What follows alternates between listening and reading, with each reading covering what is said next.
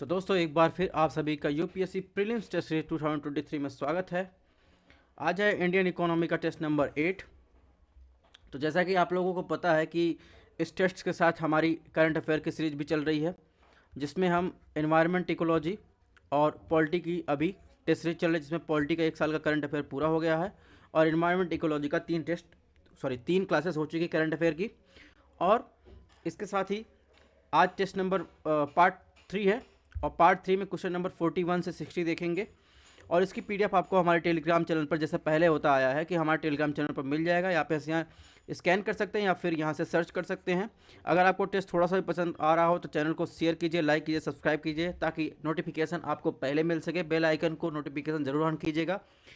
और इसके अलावा बता दें कि कुछ ही दिनों में हमारा फुल लेंथ का टेस्ट भी स्टार्ट होने वाला है, यानी 100 क्वेश्चन का टेस्ट कंप्लीट स्टार्ट होगा इसके बाद एक वीडियो में। ठीक है, तो चलिए आज की टेस्ट की शुरुआत करते हैं बिना किसी देरी के। क्वेश्चन नंबर 41 की बात करते हैं। आवश्यक वस्तु अधिनियम के बारे में निम्नलिखित कथनों पर विचार कीजिए, यानी एसेंशियल कमोडिटी एक्ट के बारे में कौन सा कथन सही है इन तीनों में। ऑप्शन ए की बात करें, यह अधिनियम उपभोक्ता मामलों के मंत्रालय के अंतर्गत आता है। ऑप्शन 2, यह अधिनियम केवल वस्तुओं की आपूर्ति और वितरण को नियंत्रित करता है लेकिन उनके उत्पादन को नहीं। ऑप्शन 3, उर्वरक आवश्यक वस्तु अधिनियम में शामिल है। तो इसमें बताना तीनों में से कौन सा सही है।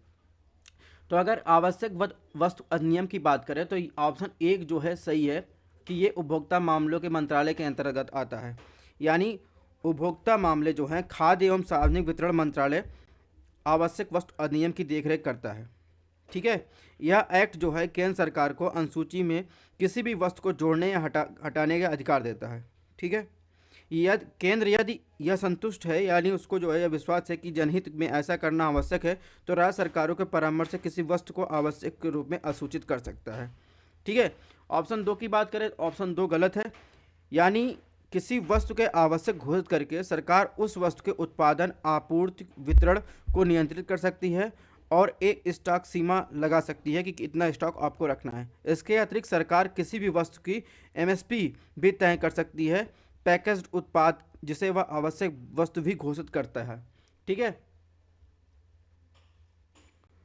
तो इस प्रकार ऑप्शन 2 गलत है। ऑप्शन 3 की बात करें तो उपभोक्ता मामले खाद्य एवं सार्वजनिक वितरण मंत्रालय के अनुसार जो अधिनियम को लागू करता है, वर्तमान में अनुसूची में 7 वस्तुएं शामिल हैं, जैसे दवाएं हो गया, उर्वरक हो गया, अकार्बनिक और जैविक मिश्रित खाद्य तेल सहित खाद्य पदार्थ हो गया, पूरी तरह से कपास से बने हैंग यॉर्न, पेट्रोलियम और पेट्रोलियम उत्पाद, कच्चे जूट, जूट के वस्त्र, खाद्य फसलों के बीज, फलों और सब्जियों के बीज, पशुओं के चारे के बीज, जूट के बीज, कपास के बीज, ये सभी शामिल है। इस प्रकार देखेंगे इसमें ऑप्शन 3 सही है, तो इसमें 1 और 3 जो है ये ऑप्शन सही है।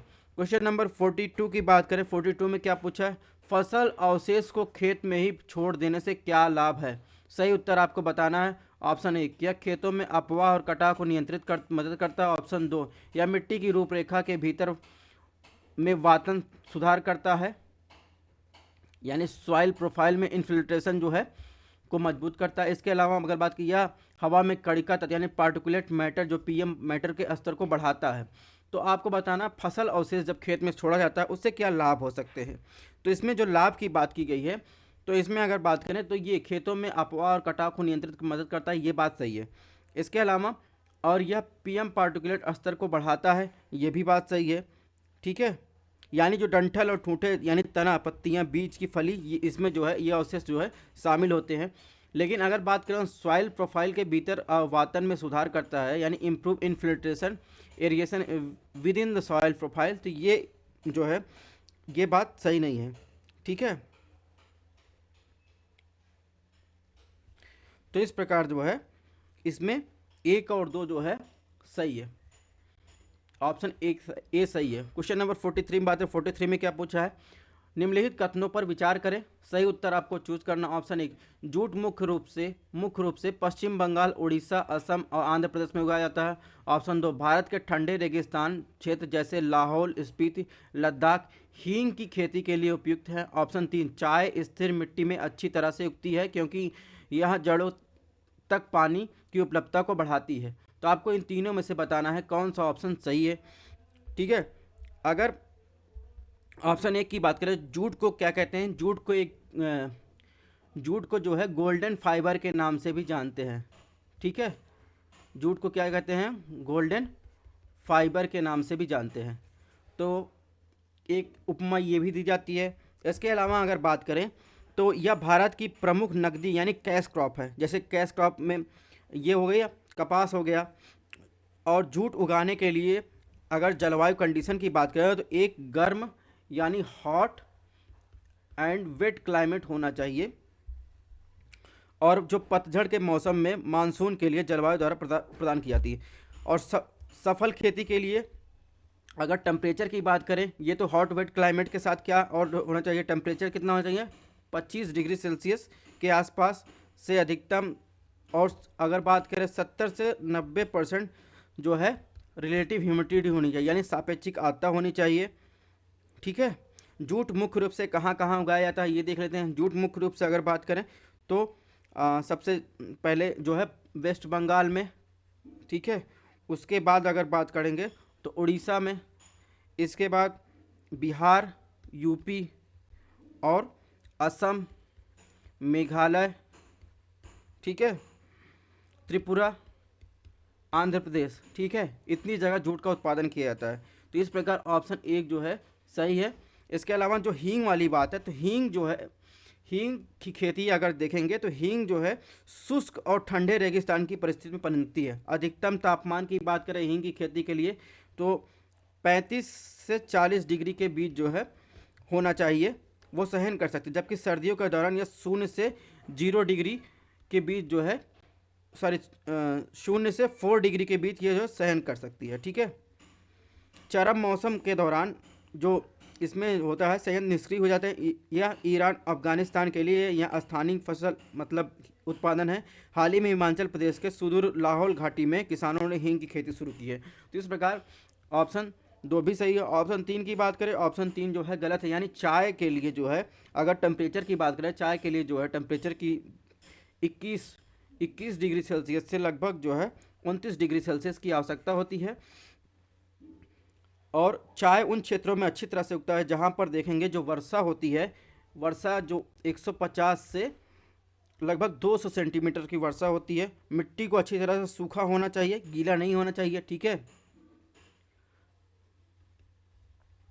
और ऐसे क्षेत्रों में जहाँ भारी वर्षा हो लेकिन पानी का ठहराव ना हो, यानी पहाड़ी ढलान पर चाय की फसल होती है। यानी अगर पानी इकट्ठा हो गया तो उसके जड़ों को वो नुकसान कर देता है, इन फसल को नुकसान कर देगा।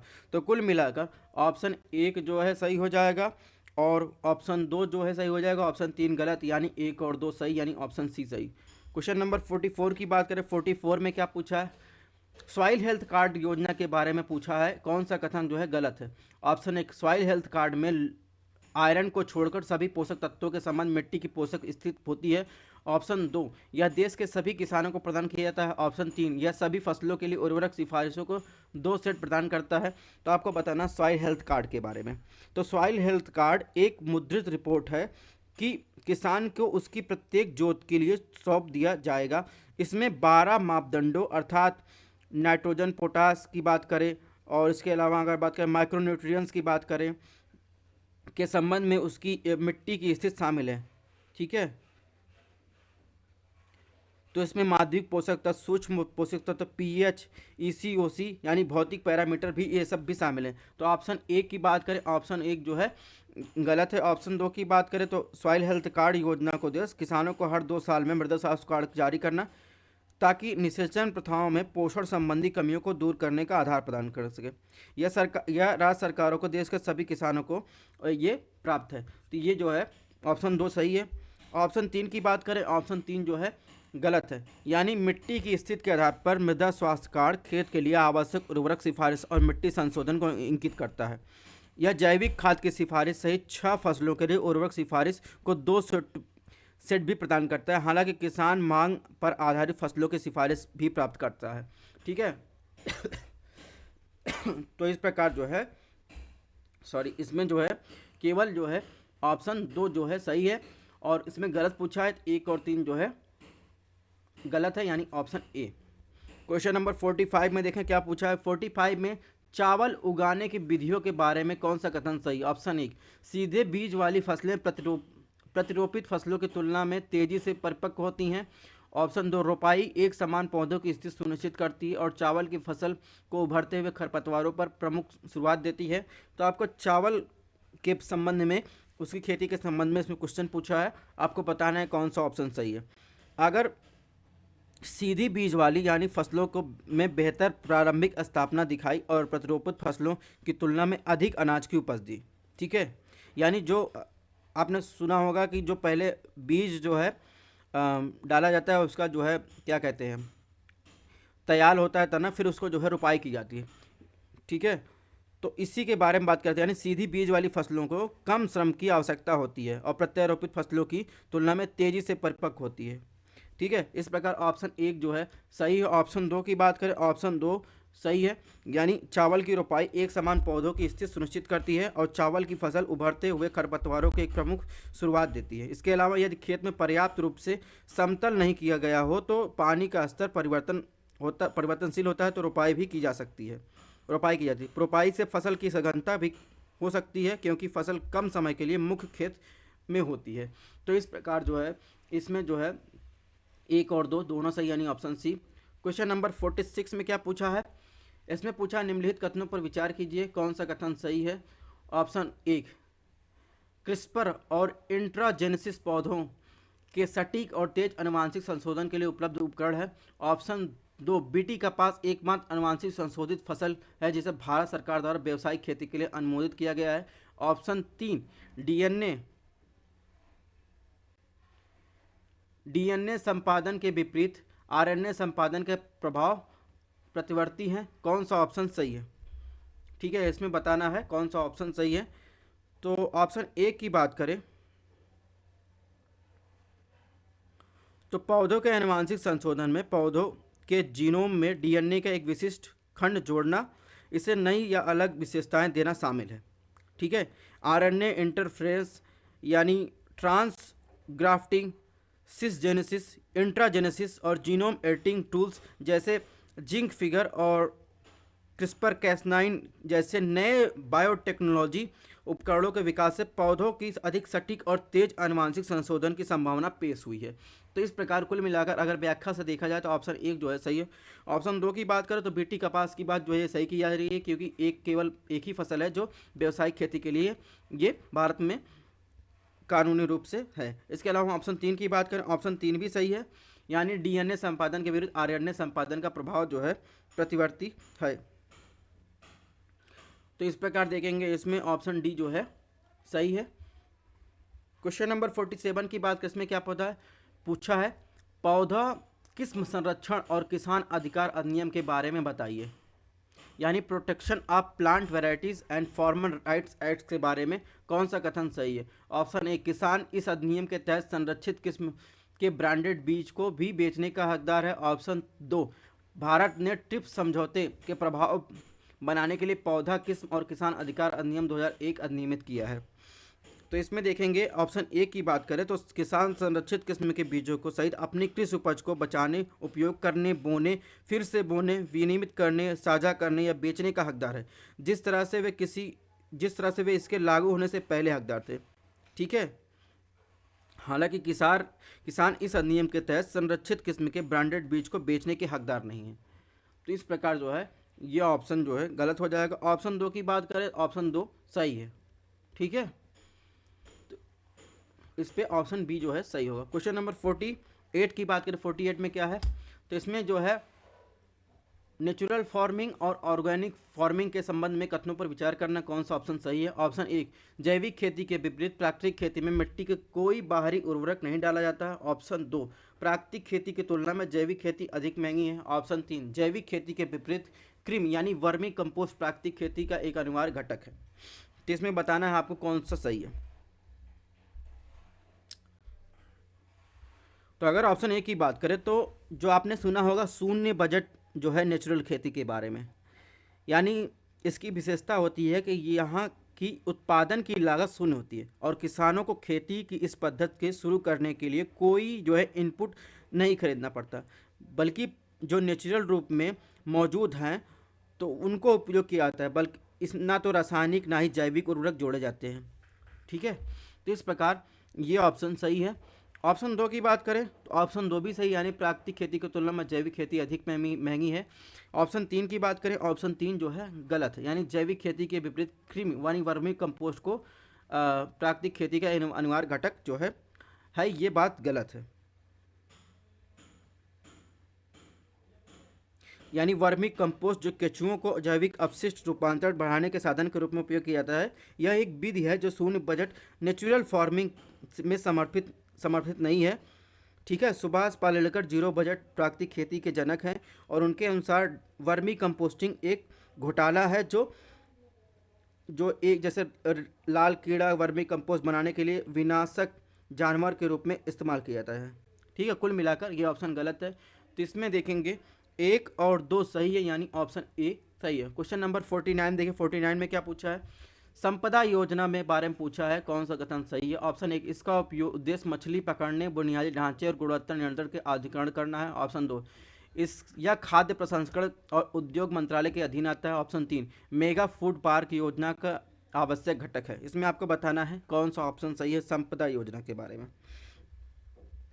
तो संपदा योजना जो है, इस योजना का उद्देश्य जो है कृषि को पूरक बनाना, प्रसंस्करण यानी प्रोसेसिंग और कंजर्वेशन क्षमता को बढ़ाना, मौजूदा खाद्य प्रसंस्करण इकाइयों का आधुनिकीकरण करना और ताकि प्रसंस्करण स्तर पर बढ़ाया जा सके और जो अपव्यय को कम करके मूल्यवर्धन किया जा सके। तो इस प्रकार जो है ऑप्शन एक जो है गलत है। ऑप्शन दो की बात करें, ऑप्शन दो जो है सही, यानी खाद्य प्रसंस्करण उद्योग मंत्रालय के अधीन आता है, ये बात सही है, प्रधानमंत्री किसान संपदा योजना।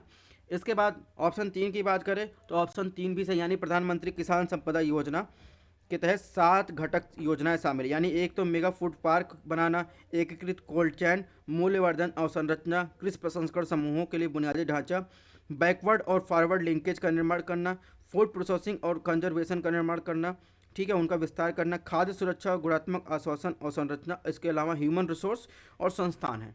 ठीक है, तो उसमें जो है मेगा फूड पार्क योजना भी शामिल है।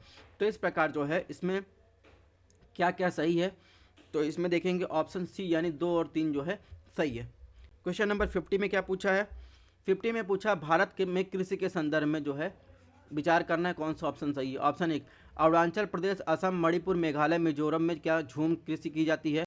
ऑप्शन दो, पश्चिम बंगाल, उड़ीसा जैसे राज्यों में एक साल में धान की खेती 3 फसलें उगाई जाती हैं। ऑप्शन तीन, मधुबन गाजर किस्म की उच्च बीटा कैरोटीन और लौह सामग्री से समृद्ध है। तो इसमें बताना है आपको तीनों में से कौन सा ऑप्शन सही है भारत में कृषि के संदर्भ में। ठीक है, ऑप्शन एक की बात करें तो यह बात सही है कि अरुणाचल प्रदेश, असम, मणिपुर, मेघालय, मिजोरम में झूम कृषि की जाती है। ठीक है, इसे लोकल लेवल पर झूम रूप में जाना जाता है। इसके अलावा आप एक चीज़ और देख लीजिएगा कि भारत में अलग अलग जगह पर या वर्ल्ड लेवल पर इस झूम कृषि को, जो भारत में झूम कृषि कही जाती है, उसको अलग अलग नामों से जाना जाता है, उसको आप देख लीजिएगा। ठीक है, कुछ हम बता देते हैं, जैसे अगर बात करें तो अरुणाचल असमपुर बात करें तो इसमें क्या झूम कहा जाता है। ठीक है, और इसके अलावा अगर बात करें तो भारत के उत्तर पूर्वी राज्यों में इसे झूमिंग कहा जाता है, छत्तीसगढ़ बस्तर जिले में इसे दीवा कहा जाता है, मणिपुर में पमालू कहा जाता है। ठीक है, ऑप्शन दो की बात करें, ऑप्शन दो भी सही, यानी पश्चिम बंगाल और उड़ीसा जैसे राज्यों में एक साल में धान की 3 किस्में उगाई जाती हैं। ठीक है, ऑप्शन तीन की बात करें तो मधुबन गाजर जो है गुजरात के जूनागढ़ जिले के एक किसान वैज्ञानिक श्री वल्लभ भाई वासरा भाई मारनिया द्वारा विकसित किया गया उच्च बीटा कैरोटीन और लौह सामग्री के साथ एक बायो फर्टिफाइड गाजर है। ठीक है, और पिछले 3 वर्षों में गुजरात, महाराष्ट्र, राजस्थान, पश्चिम बंगाल, उत्तर प्रदेश में इस किस्म की खेती की जा रही है। गाजर की इस किस्म में जड़ उपज और पौधों बायोमास काफ़ी अधिक होता है। तो ऑप्शन तीन भी सही है, यानी इसमें देखेंगे तो ऑप्शन डी जो है सही है। क्वेश्चन नंबर 51 की बात कर लेते हैं, इसमें क्या पूछा है, इसमें एग्रीकल्चर एक्सपोर्ट के बारे में आपसे क्वेश्चन पूछा गया है। ऑप्शन एक, नाबार्ड दालों और तिलहनों के लिए मूल समर्थन कार्यों के लिए करने के लिए केंद्रीय नोडल एजेंसी है। ऑप्शन दो, भारत दुनिया का सबसे बड़ा चावल निर्यातक है। ऑप्शन तीन, 2020-21 में पहली बार भारत कृषि निर्यात का $100 अरब पार कर गया। तो अगर बात करेंगे इसमें ऑप्शन एक की, तो भारतीय राष्ट्रीय कृषि सहकारी विपणन संघ यानी जिसे नेफेड कहते हैं, भारत सरकार के कृषि मंत्रालय के तहत एक शीर्ष संगठन है जो भारत में कृषि उपज के लिए विपणन सहकारी समितियों से संबंधित है। यह दलहन तिलहन के मूल समर्थन संचालन और अन्य कृषि वस्तुओं के बाजार हस्तक्षेप संचालन करने के लिए केंद्रीय नोडल एजेंसी भी है। तो इस प्रकार जो है ये ऑप्शन गलत हो जाएगा। ऑप्शन 2 की बात करें तो बैंकॉक में स्थित थाई राइस एक्सपोर्ट एसोसिएशन द्वारा जो कुछ आंकड़े जारी किए गए थे, जिसमें भारत थाईलैंड को पीछे छोड़कर दुनिया का दूसरा सबसे बड़ा चावल निर्यातक बन गया। ठीक है, और रिपोर्ट्स के मुताबिक थाईलैंड 9.8 मिलियन टन की तुलना में भारत 2015 में 10.23 मिलियन टन चावल का निर्यात किया। आयात के मामले में चीन चावल का नंबर 1 आयातक बना हुआ है। ठीक है, इस प्रकार यह ऑप्शन सही है। ऑप्शन 3 की बात करें, ऑप्शन 3 जो है गलत है।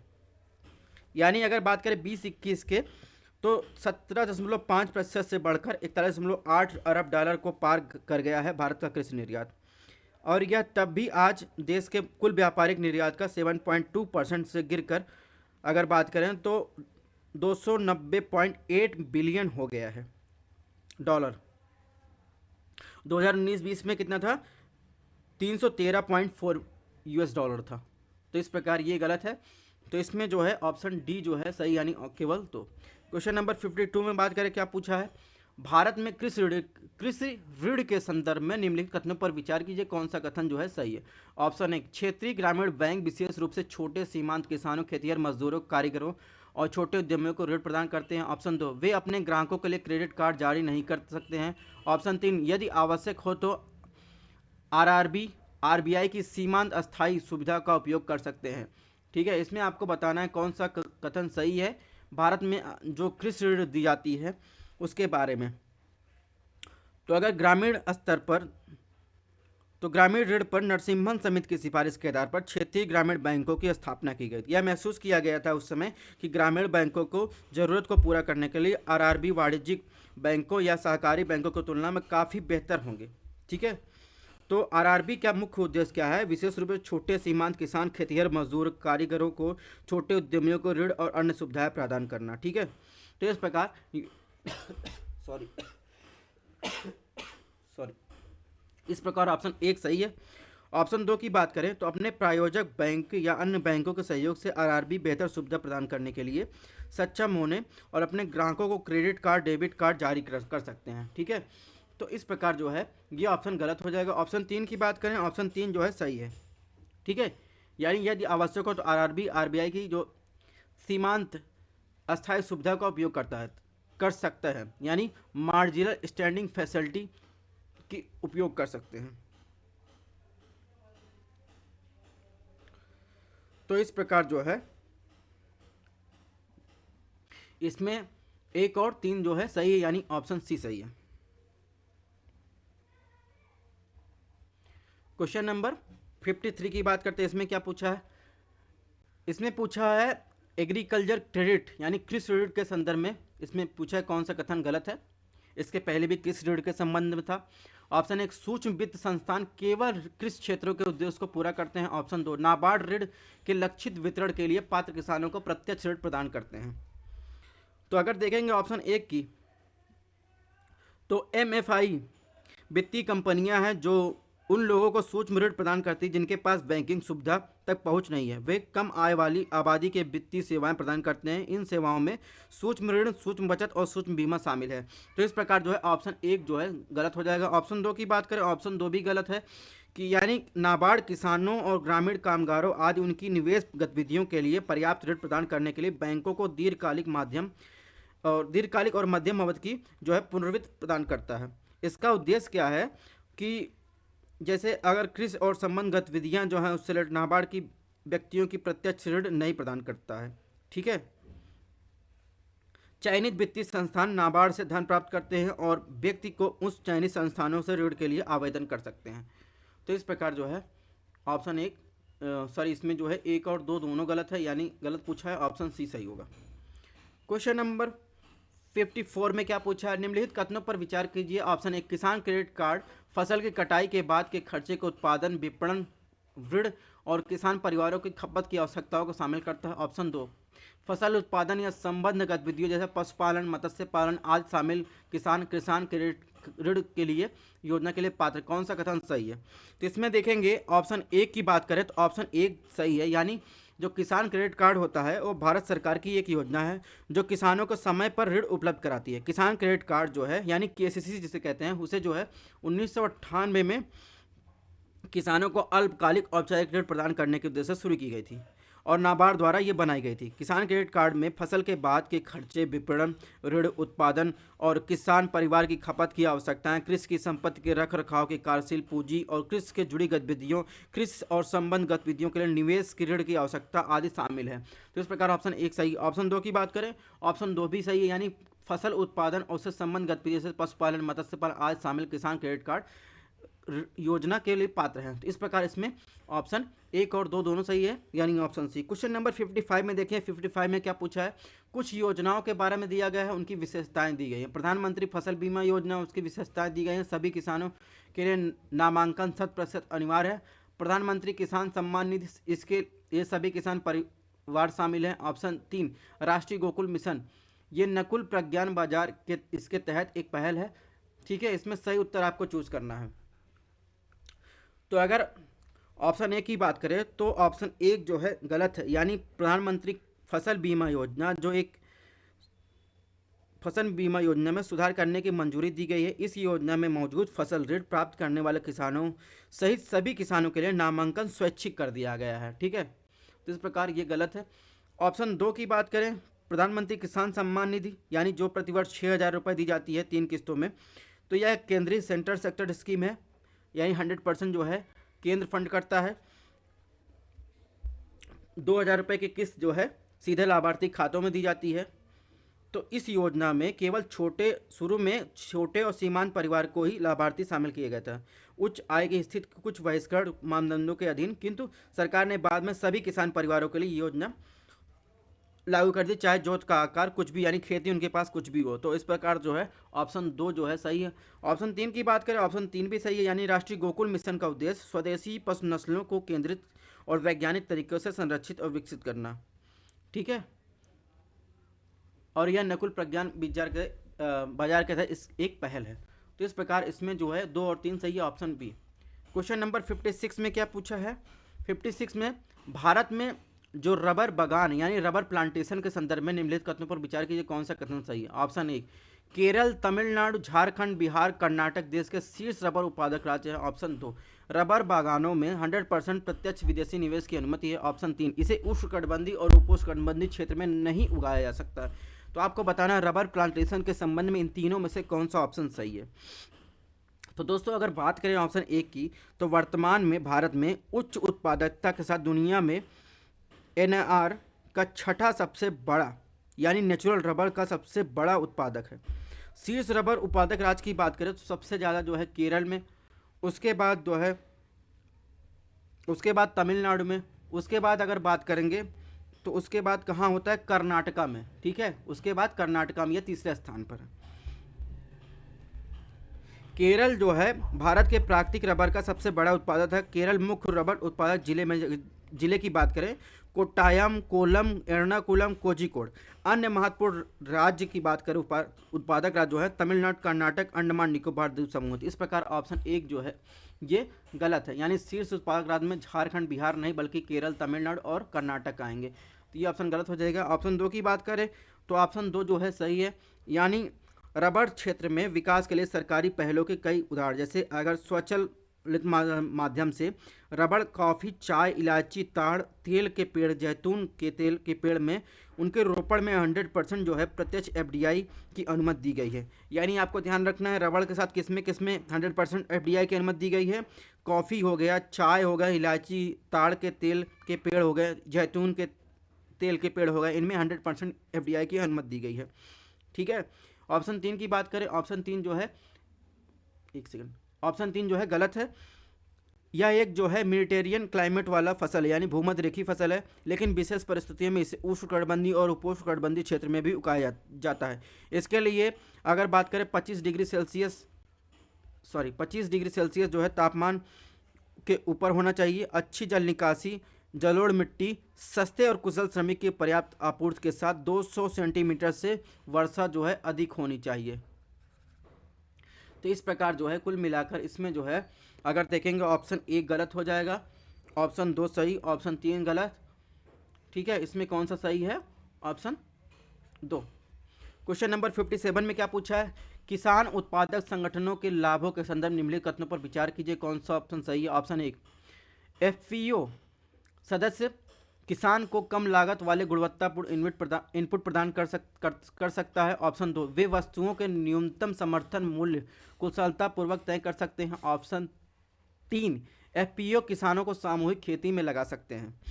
तो अगर ऑप्शन 1 की बात करें, एफपीओ सदस्य किसानों को कम लागत पर गुणवत्तापूर्ण जो है निविष्टियाँ प्रदान कर सकते हैं। उदाहरण के लिए अगर बात करें किस फसलों के लिए ऋण, मशीनरी खरीद और इसके अलावा कृषि आदान यानी उर्वरक, कीटनाशक आदि और कृषि उपज की खरीद के बाद प्रत्यक्ष विपणन, ये सब सुविधाएं प्रदान करते हैं। ठीक है, इस प्रकार जो है ऑप्शन 1 जो है सही है। ऑप्शन 2 की बात करें तो ये जो है एमएसपी नहीं निर्धारित करते हैं, बल्कि सीएससीपी यानी कृषि लागत और मूल्य आयोग जो है कि सिफारिश के आधार पर भारत सरकार का जो कृषि आयोग विभाग है, कृषि और सहकारिता विभाग है, वो बुआई के मौसम से पहले 22 फसलों के न्यूनतम समर्थन मूल्य की घोषणा करता है। तो ये ऑप्शन गलत है। ऑप्शन 3 की बात करें तो ऑप्शन 3 जो है सही है, यानी एफपीओ किसानों को सामूहिक खेती में लगा सकता है। तो इस प्रकार इसमें कौन कौन सही है? इसमें 1 और 3, ऑप्शन डी सही है। क्वेश्चन नंबर 58 की बात करें, 58 में क्या है? भारत में शहरी विकास के संबंध में निम्नलिखित कथनों पर विचार कीजिए, कौन सा कथन सही है? ऑप्शन 1, अमृत मिशन में 1 लाख से अधिक आबादी वाले 500 शहरों को शामिल किया गया है। ऑप्शन 2, स्मार्ट शहरों के तहत शहरों का चयन राज्य सरकार की जिम्मेदारी है। ऑप्शन 3, ट्यूलिप के तहत इंटर्नशिप को बजटीय आवंटन के माध्यम से फाइनेंस किया जाता है। तो आपको बताना है कौन सा कथन सही है भारत में शहरी विकास के संबंध में। ऑप्शन 1 की बात करें तो ऑप्शन 1 की बात सही की जाती, मतलब इसमें जो है ऑप्शन दिया वो सही बोल रहा है कि अमृत मिशन में 1 लाख से अधिक आबादी वाले 500 शहरों को शामिल किया गया है। ठीक है, और ऑप्शन 2 की बात करें तो ऑप्शन 2 जो है गलत है, यानी स्मार्ट सिटी मिशन के शहर के निवासियों के जीवन की अच्छी गुणवत्ता, सस्टेनेबल डेवलपमेंट, उनकी जीवन की सुगमता सुनिश्चित करने के लिए एक चयनित शहर में भौतिक, सामाजिक, आर्थिक बुनियादी ढांचे को सक्षम करने ये विकास के लिए एक महत्वपूर्ण योजना है। ठीक है, और शहर का चयन जो है शहरी और विकास मंत्रालय की जिम्मेदारी है। तो इस प्रकार ये गलत है। ऑप्शन 3 की बात करें, ट्यूलिप या the urban learning internship program आवास एवं शहरी मंत्रालय और एआईसीटीई की एक संयुक्त पहल है, जिसका लक्ष्य है 2025 तक लगभग 1 करोड़ इंटर्नशिप का विस्तार करना। इंटर्नशिप शहरी नियोजन, जल आपूर्ति, अपशिष्ट प्रबंधन, अन्य संबंधित क्षेत्रों में प्रदान की जाएगी और इसका एक अलग बजटीय प्रदान नहीं किया जाएगा, बल्कि हालांकि शहरी स्थानीय निकाय स्मार्ट सिटी अमृत मिशन फंड के तहत उपलब्ध धन का उपयोग करता है। तो इस प्रकार जो है इसमें ऑप्शन 3 भी गलत है, यानी इसमें 3 गलत है, 2 गलत है, बचा 1। तो 1 जो है सही है। अगर एलिमिनेट मेथड करना हो तो अगर आपको ऑप्शन 1 सही है तो जहाँ 1 हो उसको जो है कर दीजिए, बाकी 2 और 3 एलिमिनेट कर दीजिए। अगर 2 आपको पता चल जाए गलत है तो 2 भी गलत है, तो यहाँ का कॉम्बिनेशन बचेगा नहीं, फिर 3 भी जो है 3 देख लीजिए। तो अगर एलिमिनेशन मेथड से करना है तो एलिमिनेशन मेथड से भी कर सकते हैं। ठीक है, अब बात करते हैं क्वेश्चन नंबर 59 की। 59 में निम्नलिखित कथनों को ध्यान में रखते हुए जो है पीएम आवास योजना के तहत जो है कौन से लाभ प्रदान किए जाते हैं? ऑप्शन 1, किफ़ायती आवास परिषद। ऑप्शन 2 है ईडब्ल्यूएस कैटेगरी के लिए 35% से अधिक अपार्टमेंट प्रदान करने वाले बिल्डरों को सब्सिडी प्रदान करना। ऑप्शन 3, ग्रामीण राजमिस्त्रियों को कौशल विकास। ऑप्शन 4, घर के नवीकरण के लिए 5 लाख की राशि प्रदान करना। ऑप्शन 5, मलिन बस्तियों का पुनर्विकास करना। तो इसमें बताना है प्रधानमंत्री यानी पीएम आवास योजना के तहत कौन कौन से लाभ प्रदान होते हैं। तो आपको पता ही होगा पीएम आवास योजना के तहत अगर बात करें तो एक तो किफ़ायती आवास प्रदान होता है, दूसरा ईडब्ल्यूएस श्रेणी के 35% से अधिक अपार्टमेंट प्रदान करने वाले बिल्डरों को सब्सिडी प्रदान की जाती है। इसके अलावा ग्रामीण राजमिस्त्री को कौशल विकास किया जाता है। इसके बाद जो है मलिन बस्तियों का पुनर्विकास किया जाता है। ठीक है, ये सब जो है प्राप्त होता है, ये लाभ है। ठीक है, इसमें ये घर के नवीकरण के 5 लाख की राशि ये बात नहीं की गई है। क्वेश्चन नंबर 60 की बात करें, एमपी लैट्स यानी संसद सदस्य स्थानीय विकास क्षेत्र विकास यानी member of parliament local area development scheme के संबंध में निम्नलिखित कथनों पर विचार, कौन सा कथन गलत है? ऑप्शन है कि यह एक सांसद को प्राकृतिक आपदाओं के समय अपने निर्वाचन क्षेत्र के बाहर एक परियोजना शुरू करने का अधिकार देता है। ऑप्शन 2, यह योजना अनुसूचित जाति, अनुसूचित जनजाति या पीएच यानी फिजिकली हैंडीकैप के लिए आवंटित सीमा से अधिक निधि कोटा प्रदान करता है। ऑप्शन 3, मनोनीत सांसदों को अपने गृह राज्य से एक जिला चुनना होता है। ऑप्शन 4, एक सांसद को 5 साल की अवधि के लिए जब तक वह संसद का सदस्य रखता है तब तक वह प्रति निर्वाचन क्षेत्र के लिए 5 करोड़ रुपए आवंटित किए जाते हैं। इसमें बताना कौन सा ऑप्शन गलत है एमपी लेट्स के बारे में। तो ऑप्शन ए की बात करें तो ऑप्शन 1 जो है सही है, यानी यह एक सांसद को प्राकृतिक आपदाओं के समय अपने निर्वाचन क्षेत्र के बाहर एक परियोजना शुरू करने की अनुमति देता है। जो 5 करोड़ रुपए का कोटा दिया जाता है उसमें से ये अपने निर्वाचन क्षेत्र के बाहर जो है 25 लाख प्रतिवर्ष के लिए विकास कार्यों की सिफारिश जो है इसकी शक्ति है। ऑप्शन 2 की बात करें, ऑप्शन 2 जो है गलत है, यानी इस योजना में अनुसूचित जाति निधि का कोटा कितना है 15%, अनुसूचित जनजाति का निधि का कोटा कितना है 7.5%। ठीक है। और इसके अलावा अगर बात करें इनके लिए विकास कार्यों की परिकल्पना की गई यदि क्षेत्र में इनकी एक महत्वपूर्ण आबादी निवास करती है। इसके अलावा यह रुपए की राशि को विकास कार्यों को भी प्रदान कर सकते हैं।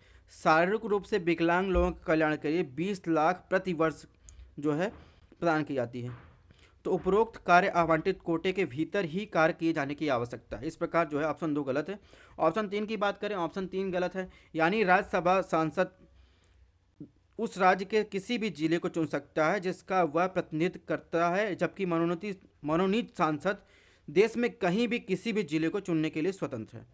तो इस प्रकार ये भी गलत। ऑप्शन 4 की बात करें, ऑप्शन 4 भी गलत है, यानी योजना में आवंटित 5 करोड़ रुपए प्रति निर्वाचन क्षेत्र प्रति वर्ष है। यह राशि व्याप्तगत यानी लैप्स नहीं होता तथा उपयुक्त होने पर अगले वर्ष के लिए आगे ले जाया जाता है। इस प्रकार इसमें कौन सा गलत है, 2, 3, 4, 2, 3, 4 कहाँ, ऑप्शन बी में। तो दोस्तों इस प्रकार हमारा जो है 60 क्वेश्चन का टारगेट पूरा हो गया है। इसकी पीडीएफ आपको हमारे टेलीग्राम चैनल पर मिल जाएगी। अगर आपको टेस्ट थोड़ा सा भी पसंद आ रहा हो तो टेस्ट को ज़्यादा से ज़्यादा लोगों के पास शेयर कीजिए, लाइक कीजिए, सब्सक्राइब कीजिए।